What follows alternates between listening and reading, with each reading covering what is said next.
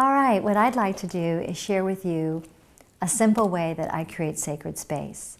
And I've been doing this for many years. And this is from the tradition, the Native American tradition, where it's from the tradition of medicine wheels. And medicine wheels can be anything. Basically, in this form, it's creating a sacred circle in which I'm establishing the directions.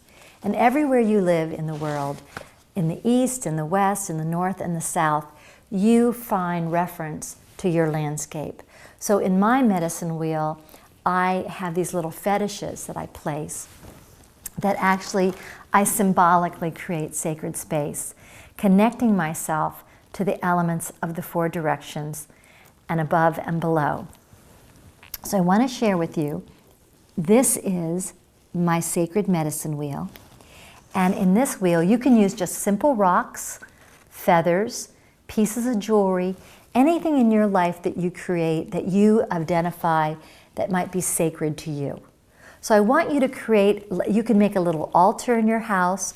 You can do a lot of variety of ways in which you want to create sacred space. For me, this one is very easy. And I want to share with you that I have these little fetishes, and these are little Zuni fetishes that I collected.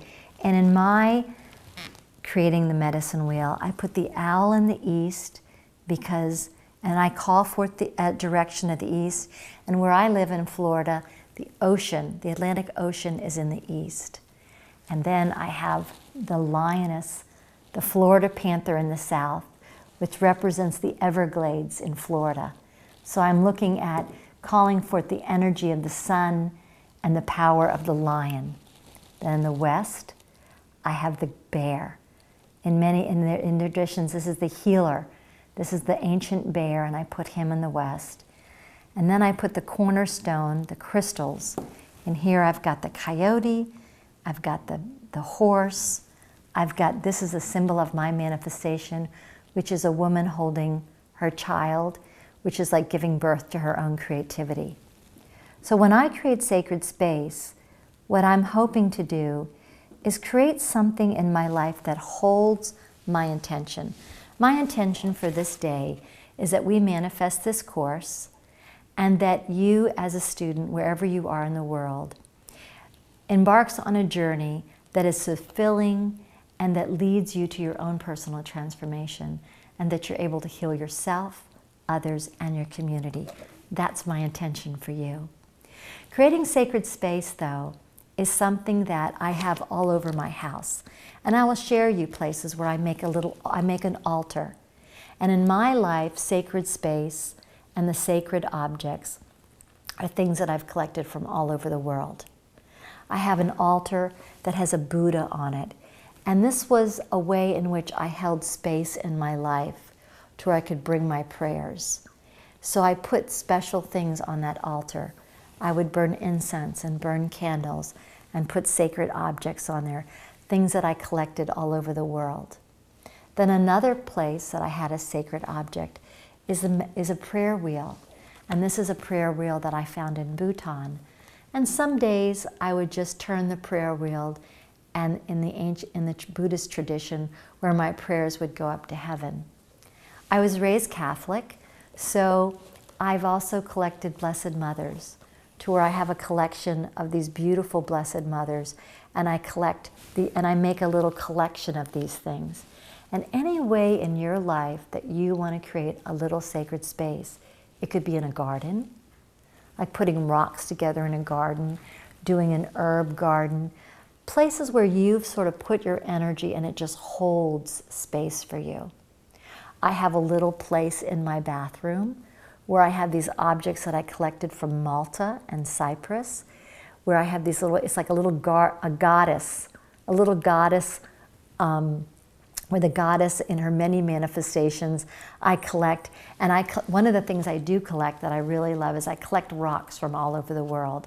I've collected rocks from Jordan, I've collected rocks from Cyprus, I've collected rocks from Bhutan, I've collected rocks from Costa Rica, and I cluster these rocks. I've collected rocks from Hawaii, and sort of I've collected all these rocks and I put them together in little bowls and little pockets and little baskets all over my house where I just treasure these little rocks.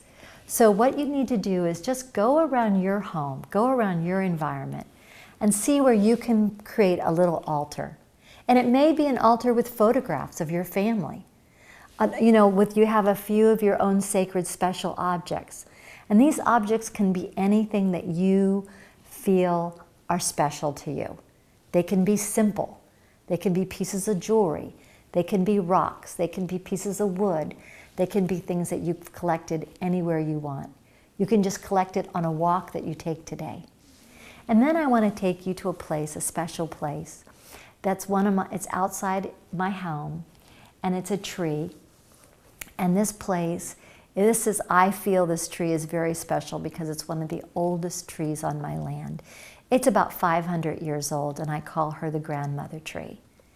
And this tree, I made a little altar under the tree, and I collect pieces of wood and I collect pieces of things, and I sort of make an altar to her.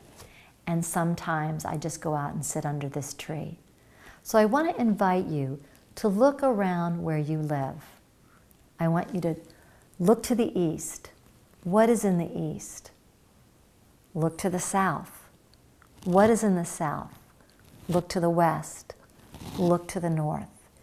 And create a sacred circle around you so you know where you are and connect to where you are.